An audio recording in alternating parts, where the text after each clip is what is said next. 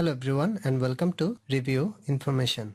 Today I will show you how to select who can view your story in Snapchat.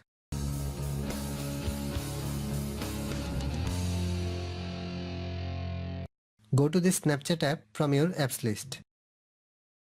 Tap on the profile icon from the top left corner.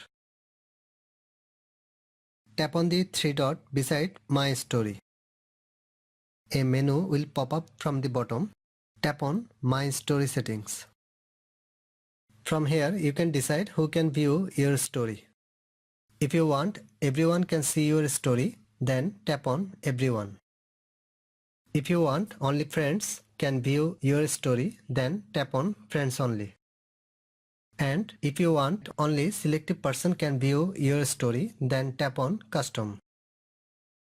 Now select the friends whom you want to see your story. So in this way you can select who can view your story in Snapchat. Thanks for watching.